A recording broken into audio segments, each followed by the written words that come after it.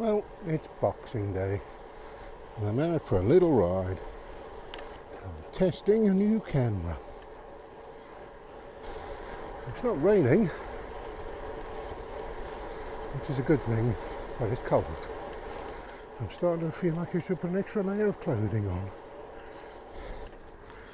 So, what's the new camera we're testing, you might be wondering? And the answer is, it's a DJI Action 3. And I'm out on Boxing Day because my wife got it for me for Christmas. Might have been out on Boxing Day anyway. So, the front-facing camera is the DJI. The side-facing one is still the old GoPro.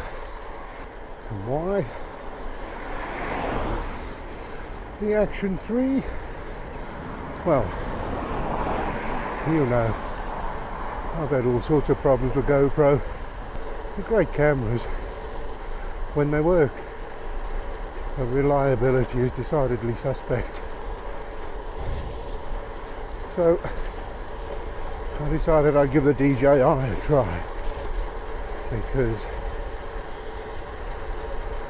most of the reviewers seem to think that it works, and unfortunately it's the sad state of the modern world. We're so used to poor quality being sold rubbish at an incredibly high price that we're actually surprised when something works. So why the Action 3 and not the Action 4? And that's simple. Because I'm a tight bastard. And that is true even when somebody's buying me something. Well, we went to the Illuminate. It's a kind of light show, Christmas light show. It's really good at Margam Park. And while we were there, they were selling mulled wine and mulled cider, and my daughter loves it. So, got to get a mulled cider, and I looked at the price, and it was £5 for a cardboard cup. I thought, I'm not paying that. She would have one, I'm paying. I said, I don't care. I still can't bring myself to have something that is that much of a rip-off. So around about Black Friday, my wife said to me, because you know, when I say my wife gave me a new camera for Christmas, she did, but she asked me what I wanted. She didn't just randomly go out and buy something. So it was around about Black Friday, she said to me, well, you know, are there any good deals, something I could get you for Christmas? And I said, yeah, there is a good deal going on the Osmo Action 3. It's not that much different from the Action 4, but it was significantly cheaper. And of course, you might be saying, yeah, but you know, you should always get the latest because it'll last longer and keep you going, and you know. And that's fine if you're using it occasionally. But I make videos on a regular basis, and these cameras take a lot of abuse and they go out in all weather, and so longevity is not something I've really considered. Right, going down a new road now. I've never been down here before. I just hope it's not too steep. So that's what I said. Well, get an Action 3 because longevity is not something I really think of. Obviously, you hope something lasts a long time. Of course you do. You know, but you don't bank on it. But we're also getting to the point with videography where there's only small gains now in each new model. Oh wow, I don't know where I am now. Quite a nice road, I'll ride that again. Back to the camera. One of the things I'm really hoping for with this camera is battery life. Because the GoPro batteries are really bad. And one of the GoPros only lasts half an hour now. And that's not because of a dead battery, because I have a random selection of batteries. I just pick one up and put it in.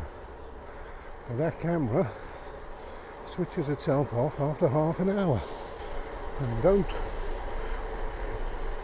tell me it's overheating, because it's winter in Britain and I'm out on a bike and the camera's in the airflow, so I won't believe that. But yeah, just general reliability of the GoPro. I mean,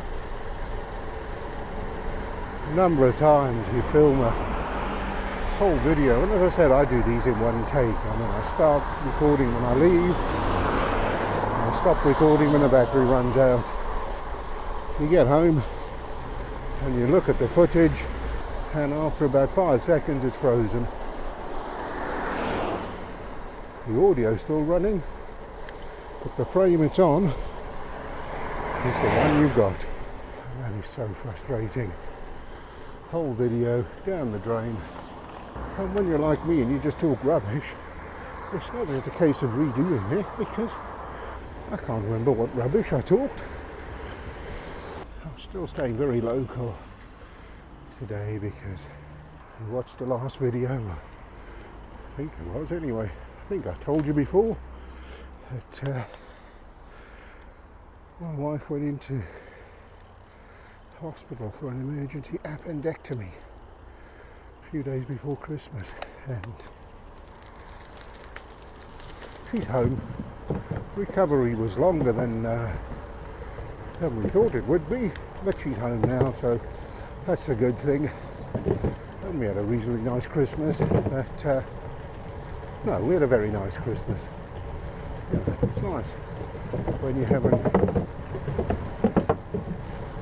got anybody to put you under pressure or anything. It's just us, and it was a really nice day. But even so, the point of the story is that she can't drive.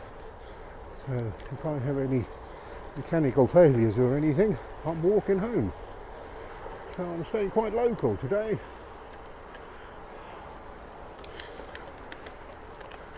So that if I do have to walk home, it's not too far. And I am fortunate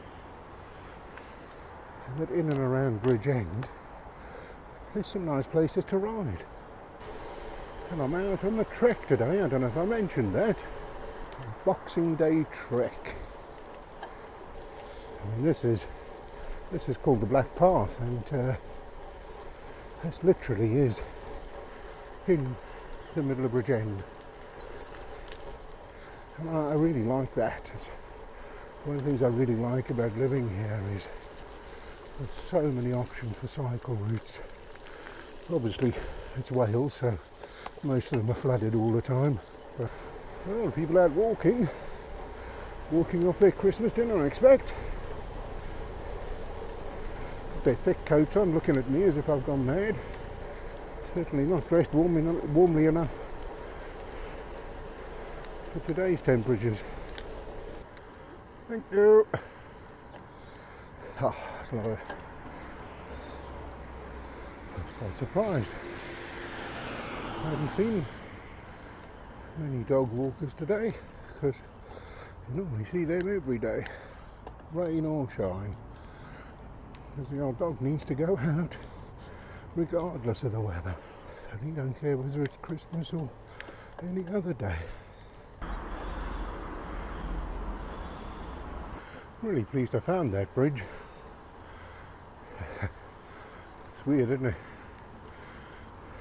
You live somewhere for a couple of years before you notice something. I mean, it's right in front of your eyes as well. I drive underneath it.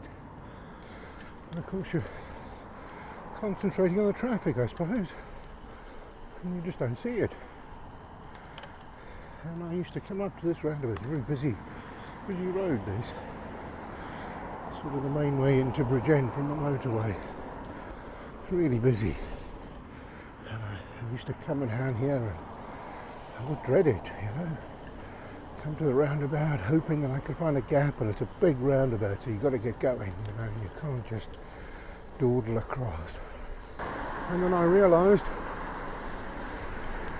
thanks to Garmin Connect actually, the footbridge is actually a cycle path as well. Because it's not always a given. It's one that goes across the motorway, and planned my route across there only to find that it's actually too narrow.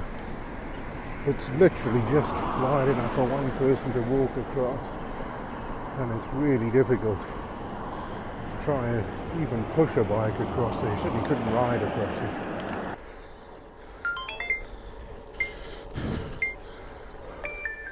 Well, that doesn't look good. I've only been out 44 minutes and the DJI is switched off. Let's hope that's not the shape of things to come. Let's hope it's just because it's new and the batteries need a couple of charges.